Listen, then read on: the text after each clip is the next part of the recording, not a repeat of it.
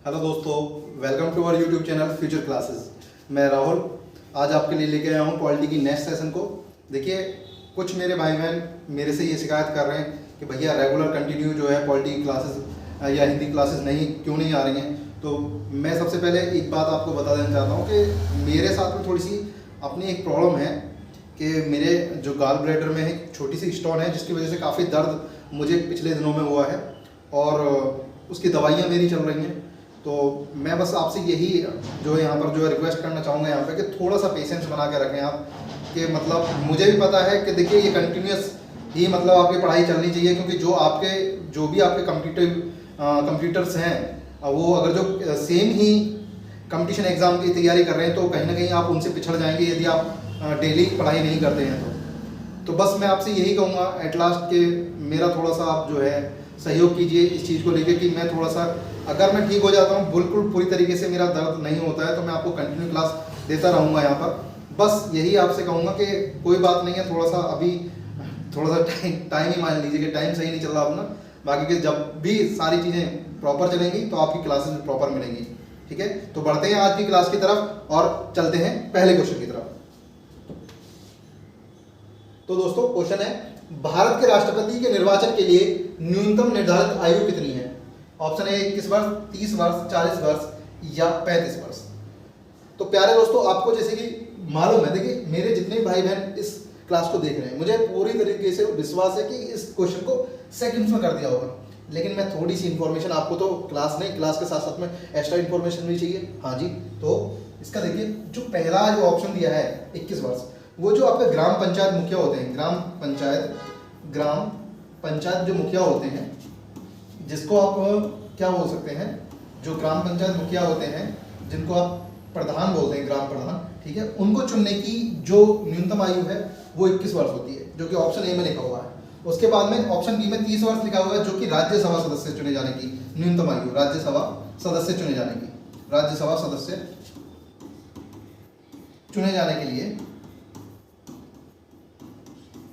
के लिए न्यूनतम आयु क्लियर। और इसी तरीके से जो ऑप्शन नंबर यहाँ पर डी लिखा हुआ है, तो दोस्तों इसका आपको पता है कि राष्ट्रपति के लिए जो हमारे राष्ट्रपति देश में चुने जाते हैं उनके लिए जो न्यूनतम आयु की जो गणना है वो 35 वर्ष है। तो ऑप्शन में हमारा यहाँ आ जाएगा क्या, 35 वर्ष, जो कि हमारा एकदम राइट आंसर भी होगा ग्रुप डी। तो वो ऑप्शन नंबर डी, तो ऑप्शन नंबर जो डी है वो जो है आपका 35 वर्ष यहाँ पर राइट आंसर हो जाएगा, जो कि राष्ट्रपति निर्वाचन के लिए न्यूनतम आयु है। क्या, राष्ट्रपति निर्वाचन के लिए, ठीक है, राष्ट्रपति पद के लिए न्यूनतम आयु क्लियर, न्यूनतम आयु होगी। तो इस तरीके से आपने इसका आंसर देख लिया कि 35 जो वर्ष है वो राष्ट्रपति पद के लिए न्यूनतम आयु है। तो बढ़ते हैं नेक्स्ट क्वेश्चन की तरफ। राज्यसभा में राष्ट्रपति द्वारा कितने सदस्य मनोनीत किए जाते हैं? देखिए दोस्तों, आपको पता है कि इसका आंसर ना, मेरे जो भाई बहन है ना, उन्होंने सबने आंसर इसका कर दिया होगा, और मुझे भी पता है कि इसका आंसर कितना है, 12, जो कि ऑप्शन नंबर ए है। बट आपके लिए थोड़ा सा बता दूं कि अब से पहले क्या होता था, जो लोकसभा थी, लोकसभा में राष्ट्रपति जी 2 एंग्लो इंडियंस को चुनते थे, ठीक है। लेकिन क्या हुआ है कि अब राज्यसभा में आपको पता है ये विशिष्ट जो क्षेत्रों से लोग चुने जाते हैं, जैसे कि सिनेमा से हो गए, जो है साहित्य से हो गए, और जो है तुम्हारा साइंस से हो गए, जो कुछ विशिष्ट जो आपके जो है लोग किसी अपने फील्ड में बहुत प्रॉपर वर्क करते हैं, बहुत अच्छा काम करते हैं, उसके लिए उनको चुन लिया जाता है सीधे राज्यसभा के सदस्य के रूप में। तो जैसे कि यहाँ आप देख रहे हैं कि 12 हैं, तो अब बोलो कि भैया 2 कहाँ चले गए? तो 2 जो भी मेरे भाई बहन पढ़े होंगे कि 2019 में एक 104वां संविधान संशोधन आया था, संविधान संशोधन, ठीक है, संविधान संशोधन 104वां संविधान संशोधन 2019 में आया है।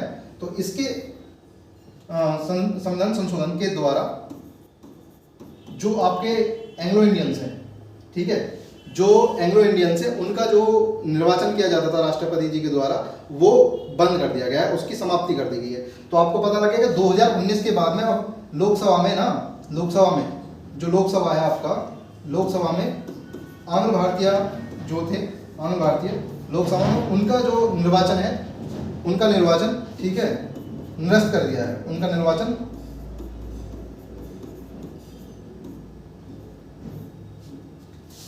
रद्द कर दिया है, ठीक है, रद्द कर दिया है।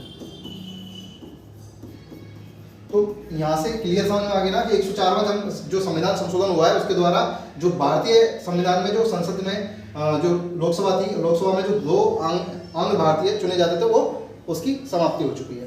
तो इसका आंसर आपको मिल चुका होगा। नेक्स्ट क्वेश्चन पे चलते हैं। राष्ट्रपति के चुनाव का निर्णय कौन करता है? सर्वोच्च न्यायालय, संसद, मंत्रिपरिषद, लोकसभा और राज्यसभा। मैं आपको बता दूं, देखिए आपका कोई भी छोटा मोटा कोई भी जो है इलेक्शन होता है, चाहे आप कॉलेज स्कूल के ही प्रेसिडेंट की बात कर लीजिए, या फिर आप बात कर लीजिए कहीं छोटे मोटे गांव के प्रधानी की, या बीडीसी की बात कर लीजिए, जो सबसे छोटा बीडीसी जो मेंबर ही के चुनाव होते हैं उनकी भी बात कर लीजिए, तो मैं आपको बताऊं छुटपुट घटना होती रहती है। तो जो गांव का प्रधान वगैरह होते हैं तो वो उनकी जो है वो आपस में भी कभी कभी ऐसा हो जाता है कि आपस में समझौता करके कर लेते हैं रफे दफे बात को। कभी कभी ऐसा होता है ज़्यादा बड़े स्तर पर हो जाती है तो कहीं ना कहीं वो जो है जो चुनाव कराने की अथॉरिटी होती है, जो राज्य के जो है जिला प्रशासन पे जो कमान होती है, तो उन लोगों के पास में शिकायत पहुंचती है कि भाई इस तरीके से गांव में बूथ कैप्चरिंग कर ली गई है या कुछ भी बात गड़बड़ हुई है और चुनाव सही ढंग से नहीं हुआ। तो वहाँ पर प्रक्रिया ये होती है कि वो पहले डिस्ट्रिक्ट में जाती है, वहाँ से फिर राज्य चुनाव आयोग के पास में जाती है और वहाँ से जो है उसके थोड़ा बहुत जो भी समाधान होता है वो पहले हो सकता है डिस्ट्रिक्ट लेवल पर ही वो बात सुलझ जाती है, तो डिस्ट्रिक्ट लेवल पर ही सुलझा ली जाती है। तो यहाँ पर क्या है कि सर्वोच्च न्यायालय जो है, सर्वोच्च न्यायालय क्या काम करता है? जब राष्ट्रपति का कोई भी चुनाव है, राष्ट्रपति का चुनाव तो बड़ा चुनाव है ना, जब छुटपुट घटना जब गांव के चुनाव में हो रही है तो राष्ट्रपति के चुनाव में भी होती है, बिल्कुल सही बात है। तो भाई अगर राष्ट्रपति के चुनाव में कोई भी दिक्कत परेशानी होती है और ऐसे समय फेस करते हैं हम किसी प्रॉब्लम को, तो उस टाइम पर सर्वोच्च न्यायालय जो है, जो कि हमारी सबसे न्यायिक, जो बात करूं मैं न्यायिक जो संस्था है उसमें सबसे बड़ी संस्था कौन सी है? सर्वोच्च न्यायालय है। सर्वोच्च न्यायालय बोलते हो supreme court. Supreme court Bharat में सिर्फ एक ही है और एक भी कहाँ है? नई दिल्ली में स्थित है। जबकि 25 क्या है? उच्च न्यायालय, हाई कोर्ट 25 है इंडिया के अंदर, ये आपको ध्यान रखना है। तो सर्वोच्च न्यायालय जो है जो भी परेशानी, जो भी छुटपुट दिक्कत आती है तो उसके लिए कौन जिम्मेदार होता है? तो वो राष्ट्रपति के चुनाव के लिए आपको सर्वोच्च न्यायालय की शरण में जाना पड़ेगा कि जी हाँ, यहाँ राष्ट्रपति के चुनाव में कुछ दिक्कत होगी तो उसका जो है निर्णय कौन करेगा? सर्वोच्च न्यायालय। बढ़ते हैं नेक्स्ट क्वेश्चन की तरफ। स्वतंत्र भारत के प्रथम राष्ट्रपति थे? बहुत बढ़िया। देखो सभी लोगों ने आंसर कर दिया होगा, मुझे पता है, डॉक्टर राजेंद्र प्रसाद जी, ये हमारे भारत के प्रथम राष्ट्रपति थे। लेकिन भाई एक बात और जानने की बात है कि ये ना 1950 से 1962 तक लगातार ठीक है, लगातार क्या करना है? लगातार दो कार्यकाल होता है, ठीक है। इनका जो कार्यकाल रहे ना, लगातार 2 कार्यकाल तक रहे हैं, लगातार 2 बार, ठीक है। उसके बाद में यहाँ पर लिखा हुआ देखिए डॉक्टर राधाकृष्णन, तो आपका आंसर तो यहाँ पर ए हो गया, लेकिन डॉक्टर राधाकृष्णन जो है जब तक राजेंद्र प्रसाद जी राष्ट्रपति पद पर रहे हैं तब तक राधाकृष्णन जी जो हैं वो उपराष्ट्रपति पद पर रहे हैं। तो ये भी लगातार 2 बार इन्होंने उपराष्ट्रपति जो पद है उसको शोभित किया है। यहाँ लिखा गया पंडित जवाहरलाल नेहरू, भैया फर्स्ट प्राइम मिनिस्टर हैं, first prime minister of India, first prime minister of India है, ठीक है। ये भी आपको ध्यान रखना है कि first prime minister of India कौन है? जवाहरलाल नेहरू है। तो बढ़ते हैं नेक्स्ट क्वेश्चन की तरफ। भारत के निम्न राष्ट्रपति निर्विरोध चुने गए? नीलम संजीव रेड्डी, डॉक्टर राजेंद्र प्रसाद, डॉक्टर संकल्प दयाल शर्मा और डॉक्टर एपीजे अब्दुल कलाम। बहुत ही अच्छा क्वेश्चन है, बहुत बार एग्जाम में आ चुका क्वेश्चन है कि निर्विरोध जो चुने गए हैं वो कौन से राष्ट्रपति हैं।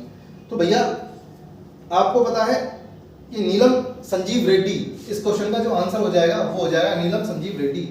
ये जो व्यक्तिगत रूप पे देखें तो 7वें राष्ट्रपति थे। कौन से? 7वें राष्ट्रपति चुने गए थे, 7वें नंबर के राष्ट्रपति चुने गए। क्लियर? उसके बाद में कब? 1977 में चुने गए, 1977 में। तो इस तरीके से जो हमारे इस क्वेश्चन का राइट आंसर हो जाएगा वो हो जाएगा नीलम संजीव रेड्डी। बढ़ते हैं नेक्स्ट क्वेश्चन की तरफ। जब राष्ट्रपति को अपने पद से इस्तीफा देना हो तो वह त्यागपत्र किसे संबोधित कर प्रेषित करता है? ऑप्शन ए है प्रधानमंत्री को, भारत के प्रधान न्यायाधीश को, उपराष्ट्रपति को, लोकसभा के स्पीकर को। देखो दोस्तों, स्पीकर मतलब अध्यक्ष। लोकसभा के जो अध्यक्ष होते हैं वो अपना इस्तीफा उपाध्यक्ष को, उपाध्यक्ष को, ठीक है, ओके, उपाध्यक्ष को सौंपते हैं। उसके बाद में जो राष्ट्रपति जी हैं वो अपना इस्तीफा उपराष्ट्रपति जी को सौंपते हैं। किसको सौंपते हैं अपना इस्तीफा? उपराष्ट्रपति जी को सौंपते हैं, ठीक है, उपराष्ट्रपति जी को सौंपते हैं। उसके बाद में यदि कहीं ऐसा भी हो सकता है कि राष्ट्रपति जी ना छोड़ के उपराष्ट्रपति जी अपना पद छोड़ दें, तो ये जो उपराष्ट्रपति जी हैं वो अपना इस्तीफा राष्ट्रपति जी को दे देंगे, क्या दिक्कत है? वाइस वर्सा एक दूसरे को अपना इस्तीफा सौंपते हैं, कोई दिक्कत नहीं बात समझने में? नहीं जी। बढ़ते हैं नेक्स्ट क्वेश्चन की तरफ। यदि राष्ट्रपति का पद खाली है तो उसे कितनी अवधि के अंदर भरना आवश्यक है? 1 वर्ष, 3 वर्ष, 2 वर्ष, 6 महीने?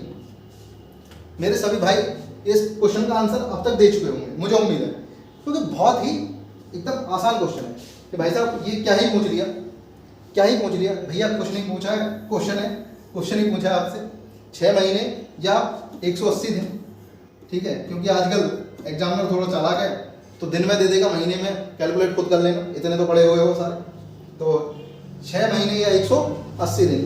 भैया ये कौन से आर्टिकल के तहत किया जाता है ये काम? तो ये भैया आर्टिकल 62 के सेकंड पार्ट में, आर्टिकल 62 के सेकंड पार्ट में लिखा हुआ है कि यदि किसी वजह से राष्ट्रपति अपना त्यागपत्र दे दें या उन पर महाभियोग की प्रक्रिया चल जाए या अपने समय अवधि से पूर्व जो 5 साल का कार्यकाल होता है उससे पूर्व यदि किसी वजह से अपना त्यागपत्र दे देते हैं या उनका किसी भी स्थिति में उनका पद रिक्त हो जाता है तो वो 6 महीने के अंदर अंदर भर जाना चाहिए।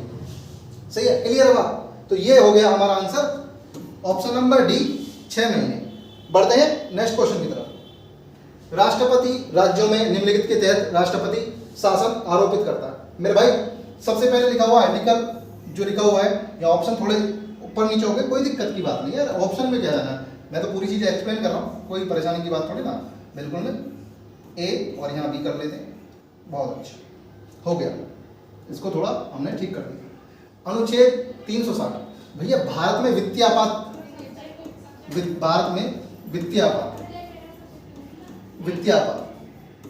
आपात की जो घोषणा होती है ना वो आर्टिकल 360 के तहत होती है।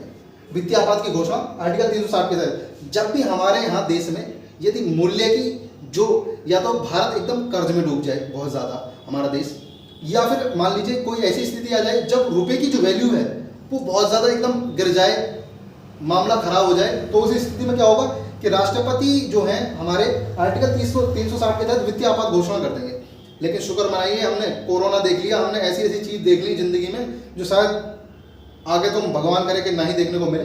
तो भाई साहब जो कोरोना के टाइम पे भी गड़बड़ नहीं हुई, चलो बच गए, तो भगवान की दुआ है। बाकी का आज तक इतनी बात जरूर है कि 360 जो वित्तीय आपात है वो आज तक नहीं लगा है भारत में, और भगवान करे ना ही लगे, ठीक है।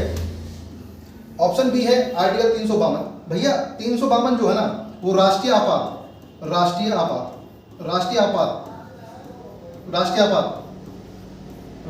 होता है। देखिए राष्ट्रीय आपात में क्या मतलब है भैया? राष्ट्रीय आपात का मतलब है कि यदि भारत देश पर कोई अन्य देश आक्रमण कर दे और देश के अंदर कोई अशांति फैल जाए या सैनिक विद्रोह वगैरह, ठीक है, तो इस स्थिति में क्या होगा कि राष्ट्रपति जी जो है राष्ट्रीय आपात की घोषणा कर देंगे, ठीक है। लेकिन आपको पता होना चाहिए राष्ट्रपति अपने आप कुछ नहीं करते हैं, अनुशंसा पर किसी की करते हैं, मंत्रिमंडल और प्रधानमंत्री जी की अनुशंसा पर यह काम होता है, ठीक है। यहाँ आ गया अनुच्छेद 356, यह है राष्ट्रपति शासन। मेरे वीरों आपको पता होना चाहिए राष्ट्रपति शासन कब लगाया जाता है। राष्ट्रपति शासन 356 आर्टिकल के तहत लगाता है राष्ट्रपति। लेकिन इस क्वेश्चन का भी यही मतलब है कि राष्ट्रपति शासन का कौन से आर्टिकल के तहत आरोपित किया जाता है। तो भाई साहब ऑप्शन नंबर सी तो हमारा राइट आंसर हो गया जो पूछा है। राष्ट्रपति शासन जब आपका आरोपित किया जाता है जब राज्य में जो आपके राज्यपाल होते हैं वो क्या कर दें, वो ये कर दें इंफॉर्मेशन राष्ट्रपति जी को कि देखिए जी इस राज्य के अंदर क्या है, जो प्रशासनिक तंत्र है, जो राज्य व्यवस्था है वो सही ढंग से जो मुख्यमंत्री जी हैं वो चलाने में असमर्थ हैं। तो ऐसी कंडीशन में क्या होगा कि उस समय राष्ट्रपति जी आर्टिकल 356 के तहत राष्ट्रपति शासन उस राज्य में घोषित कर देंगे और सीधी बागडोर किसके हाथ में पहुंच जाएगी? राष्ट्रपति जी के हाथ में पहुंच जाएगी। वो पूरा जो कंट्रोल हो जाएगा वो राष्ट्रपति जी के पास पहुंच जाएगा उस राज्य का। ये होता है राष्ट्रपति शासन में। और 370 तो आप जानते हैं कि एक विशेष उपवन दिया गया था किसको? जम्मू कश्मीर को। बस यही है। बढ़ते नेक्स्ट क्वेश्चन की तरफ। निम्नलिखित में से कौन सा आपातकाल राष्ट्रपति द्वारा स्वयं ही घोषित किया जा सकता है? भाई साहब पहला लिखा हुआ है ऑप्शन ए में विदेशी आक्रमण या आंतरिक दंगे, फसाद की वजह से आने वाले आपातकाल। इसका मतलब समझ रहे हो भाई साहब, वही राष्ट्रीय आपात, ये बहरूपिया बना रहा है, थोड़ा सा बात को घुमा रहा है। राष्ट्रीय आपात की स्थिति बताई हुई है, राष्ट्रीय आपात आर्टिकल कौन सा, राष्ट्रीय आपात 352 यार, क्लियर। राज्य में संवैधानिक संगठन की विफलता के कारण आने वाला आपातकाल। भैया ये बात जो कर रहा है ना, और राज्य में दिक्कत क्या होती है, राज्य में क्या हुआ, राष्ट्रपति शासन लगता है। राष्ट्रपति शासन की बात करिए, राष्ट्रपति शासन कौन सा आर्टिकल, आर्टिकल 356, आर्टिकल 356, क्लियर। वित्तीय स्थिरता या भारत के ऋण पर होने वाले खतरे के कारण आने वाला आपातकाल। भाई साहब वित्तीय आपात की बात की है, वित्तीय आपात आर्टिकल 360, क्लियर। आर्टिकल 360 होता है, हाँ जी 360 होता है भैया। अच्छा तो उपयुक्त में से कोई नहीं, तो मैं आपको यहाँ आपकी नॉलेज के लिए थोड़ा बता दूं। देखिए ये तीनों शक्तियां तो हैं राष्ट्रपति जी के हाथ में, बट राष्ट्रपति जी अपने आप अपने मन से कोई भी आपात लागू नहीं कर सकते। ये कर सकते हैं कब, प्रधानमंत्री जी की अनुशंसा हो, मंत्रिमंडल इनसे, जो मंत्रिपरिषद होता है, मंत्रिपरिषद जिसमें प्रधानमंत्री जी स्वयं भी होते हैं उसका ही हिस्सा, तो मंत्रिपरिषद और जो प्रधानमंत्री जी हैं वो मिलकर अगर इस बात की अनुशंसा करें इन तीनों में से किसी भी एक की, तो वही आपातकाल या वही आपात स्थिति को लागू कर देते राष्ट्रपति जी। तो मतलब अपनी इच्छा से कुछ नहीं कर सकते। तो ऑप्शन यहाँ हमारा क्या हो जाएगा, उपयुक्त में से कोई नहीं, क्योंकि अपने मन से कुछ नहीं कर पाएंगे। कार्यपालिका के क्या है, मेन प्रमुख तो हैं, लेकिन वास्तविकता ये है कि हमारे देश में राष्ट्रपति जी की क्या वैल्यू है। बस ये मान लीजिए कि सारी शक्तियां जो है नाम मात्र के लिए दी गई है, वास्तविक तो शक्तियां प्रधानमंत्री जी के हाथ में है, बिना उनकी मर्जी के कुछ कर ही नहीं पा रहे। देखो हैं शक्तियां, लेकिन यूज किसके कहने पे हो रहा है, प्रधानमंत्री जी और उनकी मंत्रिपरिषद की वजह से। ठीक है, आगे क्वेश्चन में बढ़ते हैं। भारत के राष्ट्रपति के बारे में असत्य है, न्यूनतम आयु 35 वर्ष, हाँ जी 35 वर्ष की आयु होनी चाहिए। कार्यकाल 8 वर्ष, भैया यही गलती कर दिया इसने, 8 वर्ष नहीं होना चाहिए, 8 वर्ष की जगह कार्यकाल कितने, 5 वर्ष, क्लियर। हाँ जी क्लियर है जी। त्यागपत्र उपराष्ट्रपति को देते हैं, बिल्कुल जी सही बात है। महाभियोग से हटाया जा सकता है, हाँ जी आर्टिकल 61 के तहत महाभियोग लगा के हटाया जा सकता है, बिल्कुल कोई दिक्कत की बात नहीं है। तो क्या गलत हो गया, बस यही गलत हो गया, यही गलत हो गया, तो यही हमारा आंसर हो गया। तो ऑप्शन नंबर बी हमारा सही हो गया। यहाँ पर क्या हो गया, ऑप्शन नंबर बी यहाँ पर सही हो गया। बढ़ते हैं नेक्स्ट क्वेश्चन की तरफ। राष्ट्रपति लोकसभा को भंग कर सकता है प्रधानमंत्री की सलाह पर, उपराष्ट्रपति की सलाह पर, लोकसभा के अध्यक्ष की सलाह पर, सर्वोच्च न्यायालय के मुख्य न्यायाधीश की सलाह पर। देखिए राष्ट्रपति जी लोकसभा को भंग कर सकते हैं। लोकसभा का जो हेड होता है वो कौन होता है, यहाँ पर लोकसभा का हेड, तो लोकसभा का जो हेड होता है मेरे भाइयों मेरी बहनों, ये होता है प्रधानमंत्री जी। कौन होता है, प्रधानमंत्री जी इसके हेड होते हैं। और जब हेड होते हैं तो क्या भाई साहब, सीधी सी बात है, आप किसी चीज़ के मुखिया से ही तो सलाह मांगोगे। मान लीजिए मेरे पापा मेरे घर के मुखिया हैं, किसी चीज़ की जरूरत है या कोई चीज़ लानी है करनी है, तो उसके लिए मैं किससे सलाह मांगूंगा, छोटे भाई से, अरे बड़े से, प्रमुख से, जो मेन है हेड है। तो लोकसभा के हेड कौन होते हैं उस टाइम पे। अब कहने को ये मत कहना कि वहाँ लोकसभा में तो अध्यक्ष होते हैं, भाई साहब बात की स्थिति को समझो, ठीक है। मेन मुद्दे तो वही होते हैं प्रधानमंत्री जी, उन्हीं के कहने पे सब कुछ होता है ना, मैं वो कहना चाह रहा हूँ बस। तो प्रधानमंत्री की सलाह पर क्या राष्ट्रपति जी कर सकते हैं लोकसभा को भंग। मान लीजिए कोई विपक्ष थोड़ा शोर शराबा कर रहा है किसी चीज़ को लेकर, जैसे राहुल गांधी जी की अभी कुछ दिन पहले क्या सदस्यता चली गई, तो उस समय क्या हुआ, जो राहुल गांधी जी हैं उनकी पार्टी है कांग्रेस, और कांग्रेस के जो क्या थे, जो लोग थे, उन्होंने उस पर आपत्ति जताई कि भाई इस तरीके से आप नहीं कर सकते बीजेपी वालों।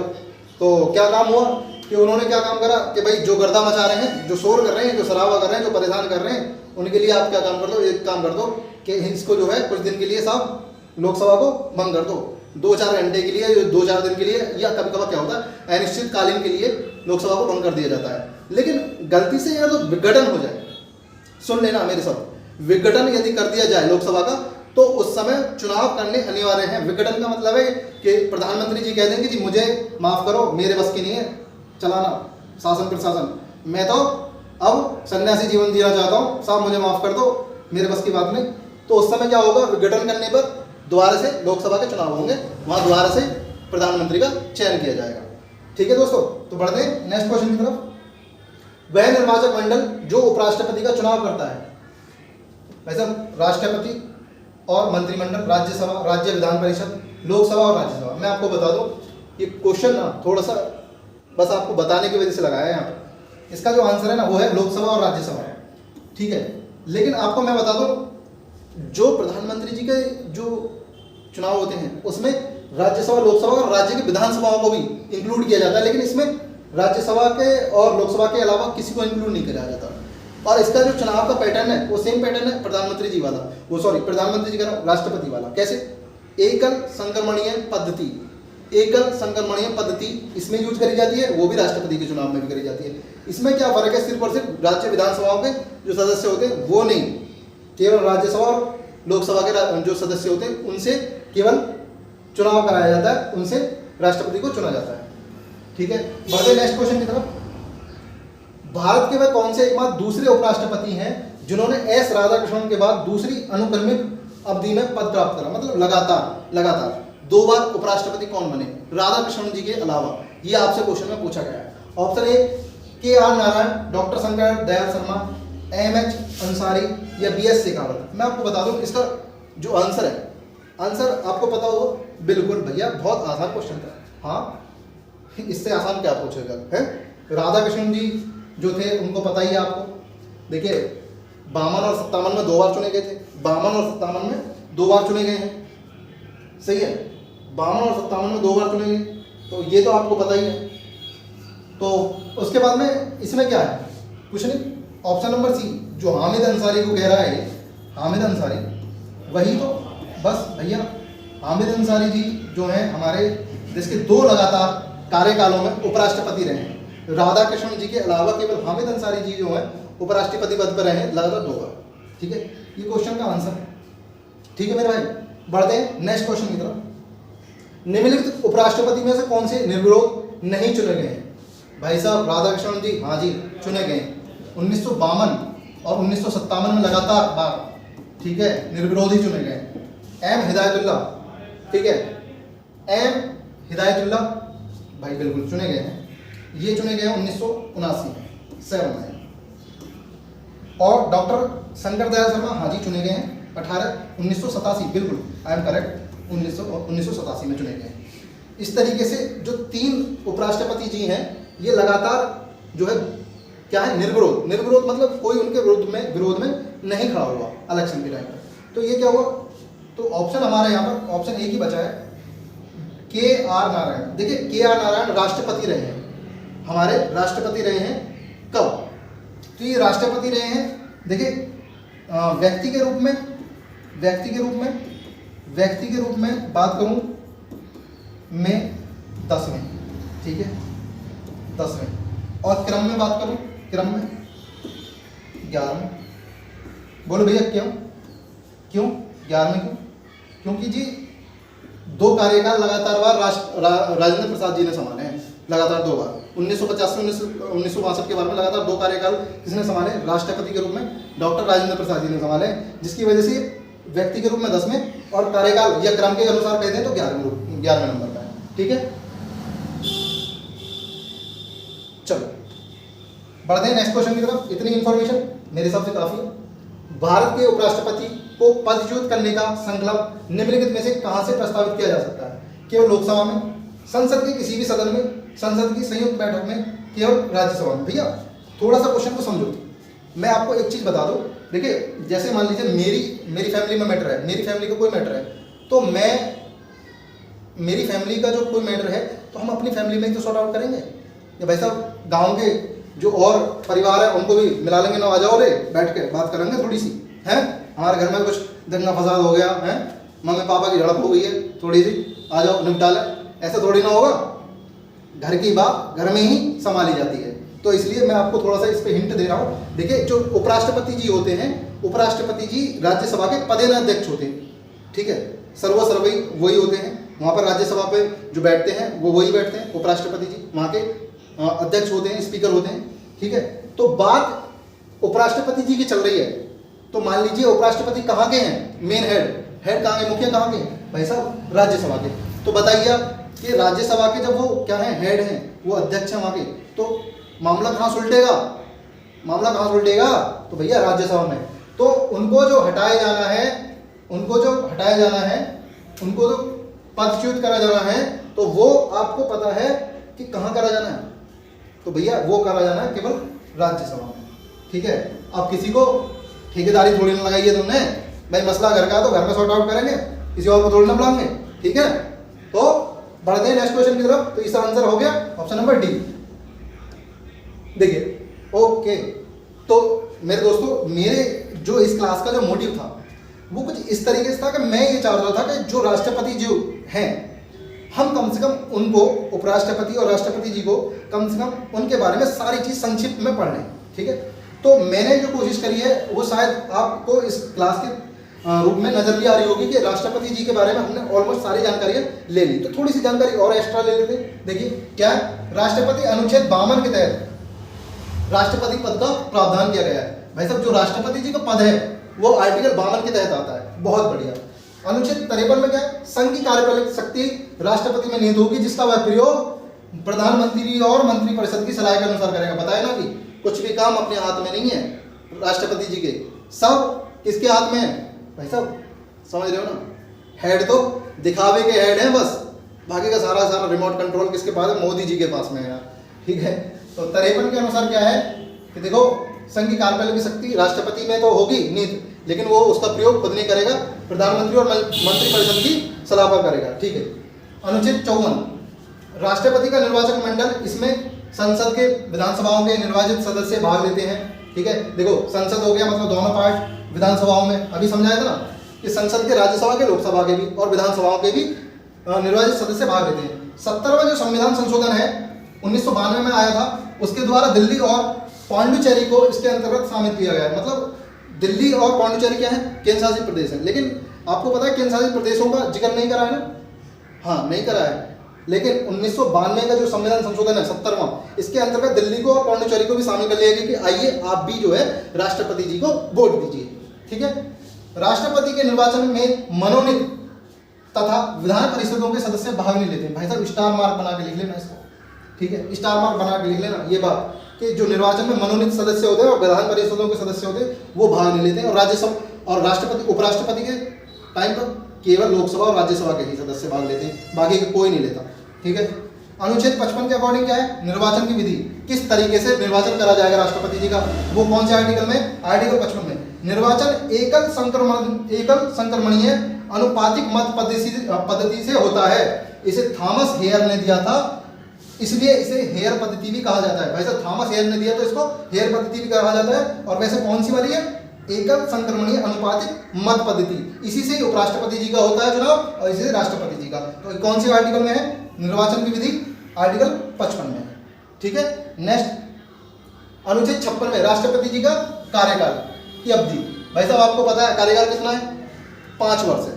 ठीक है, सामान्यतः 5 वर्ष है, उसे अनुच्छेद 61 महाभियोग की प्रक्रिया के अनुसार है ना, अंतर्गत कार्यकाल से पूर्व महाभियोग से हटाया जा सकता है। मतलब चाहो तो अगर आपको कोई दिक्कत ऐसी लग रही है कि लोकसभा के सदस्यों को या राज्यसभा के सदस्यों को कि भाई राष्ट्रपति जो है वो सही काम नहीं कर रहे हैं, किसी वजह से उनमें जो है दिक्कत परेशानी है, किसी काम को आपको नहीं लग रहा है कि देश के अकॉर्डिंग जो चल रहे हैं, तो आप क्या कर सकते हैं, 61 के तहत उनको समय से पूर्व भी महाभियोग की प्रक्रिया से हटा सकते हैं, या वह अपनी मर्जी से त्याग पत्र किसको दे दें, उपराष्ट्रपति को दे दें। ठीक है, और इसकी उपराष्ट्रपति इसकी सूचना किसको देंगे, लोकसभा अध्यक्ष को देंगे। तो आप समझ रहे हैं ना कि राष्ट्रपति जी मेनली 5 साल के लिए चुने जाते हैं, कौन सी 56 अनुच्छेद के अनुसार। लेकिन आप चाहें तो मतलब संसद चाहे तो 61 अनुच्छेद के तहत उन पर महाभियोग चलाकर उनको हटा सकता है। अनुच्छेद 57 राष्ट्रपति पूर्व निर्वाचित होने की योग्यता। भाई साहब जो 57 आर्टिकल है ना, वह यही शक्ति देता है कि हमारे यहाँ पर राष्ट्रपति जी जितनी बार चाहें उतनी बार चुने जा सकते हैं। ऐसा नहीं है कि जैसे कहा अमेरिका में कि लगातार 2 कार्यकाल के बाद में चुने नहीं जा सकते। यहाँ तो जब तक मन करे जब तक राष्ट्रपति चुने जाओ, कोई दिक्कत नहीं, जब तक चाहो प्रधानमंत्री बनो, कोई रोक टोक नहीं है भैया, एक बार बन जाओ बस, फिर तो जितनी चाहो मर्जी बनते रहो। अनुच्छेद 58 में क्या है, राष्ट्रपति बनने की योग्यता। क्या क्या योग्यता भाई साहब, एक तो नागरिक होना चाहिए वो भारत के, 35 वर्ष की आयु पूरी करनी है, वह किसी के लाभ के पद पर कार्यरत न हो, उपराष्ट्रपति न हो, राज्यपाल न हो, मंत्री, लाभ का पद कुछ नहीं होना चाहिए उसमें लोकसभा सदस्य बनने की योग्यता हो। भाई साहब ये बहुत अच्छा पॉइंट है कि लोकसभा के सदस्य चुने जाने की योग्यता रखते हो। अनुच्छेद 59 में क्या है, राष्ट्रपति पद के लिए शर्तें। भाई साहब आप क्या है, आप राष्ट्रपति बनने के बाद में कुछ शर्त लगाओगे ना कि हाँ भाई बनाओ, बड़ी मुश्किल से बनाओ, मुझे क्या क्या चीज़ मिलनी चाहिए। पता लगी तुमने राष्ट्रपति तो बना दिया, 4 दिन बाद ही कह दी तुम्हारी सैलरी काट जाएगी, ऐसा थोड़ी ना होता। ऐसा बड़ी मुश्किल से राष्ट्रपति बनते हैं। तो वह शासकीय आवास, देखिए क्या शर्तें हैं पद के लिए, क्या शर्तें हैं देखिए, वह शासकीय आवास का प्रयोग करेगा। शासन उसे क्या देगा, एक राष्ट्रपति भवन देगा भाई साहब, बढ़िया सा मकान देगा, मस्त ललन टॉप है, उसका उपयोग करेगा। पद अवधि के दौरान उसके वेतन भत्तों में कटौती संभव नहीं है। अगर फिक्स कर दिए ना 5 लाख देने तो 5 लाख ही देने, 1 रुपये कम ना लो, ऐसे कह रहे हैं राष्ट्रपति जी, ठीक है। उसके वेतन जो है भारत की संचित निधि से दिए जाते हैं। तो जो संचित निधि होती है उससे जो है इनके क्या वेतन और भत्ते सब यहीं से दिए जाते हैं राष्ट्रपति जी के। तो आपको ध्यान रखना, देखो उनके कोई भी जो किसी भी तरीके का जो वेतन भत्तों में कटौती संभव नहीं है, ये बात आपको बहुत ध्यान से रखना। चलते हैं नेक्स्ट की तरफ। अनुच्छेद 60 राष्ट्रपति की शपथ। देखिए राष्ट्रपति की शपथ, क्या शपथ कि सर्वोच्च न्यायालय के मुख्य न्यायाधीश, ठीक है, की अनुपस्थिति में वरिष्ठतम न्यायाधीश के द्वारा शपथ दिलाई जाती है। राष्ट्रपति जो चुन लिए जाते हैं तो उनको शपथ दिलाई जाती है, और शपथ जो दिलाई जाती है वो अनुच्छेद 60 के तहत दिलाई जाती है। या तो सर्वोच्च न्यायालय मतलब सुप्रीम कोर्ट के जो मुख्य न्यायाधीश है वो दिलाएंगे, या फिर क्या होगा उनके अनुपस्थिति में जो भी वरिष्ठतम होंगे, जो उनसे सबसे वरिष्ठ होंगे, मतलब बड़े बुजुर्ग होंगे, मतलब ठीक है, वो न्यायाधीश क्या है उनको शपथ दिलाएंगे। 61 में क्या है, देखो 61 में महाभियोग है। 1/4 सदस्यों के प्रस्ताव पर 14 दिन की पूर्व सूचना राष्ट्रपति को देनी होती है। मान लो आप हटाना चाह रहे हो तो संसद के किसी भी सदन के सदस्य यदि चाह रहे हैं महाभियोग लाना, तो 14 दिन पहले 1/4 सदस्य उनको बताएंगे राष्ट्रपति जी को कि आपके ऊपर महाभियोग चलाया जाना है, ठीक है जी। उसके बाद में ऐसा प्रस्ताव संसद के 2/3 बहुमत से प्रस्तावित है, ठीक है।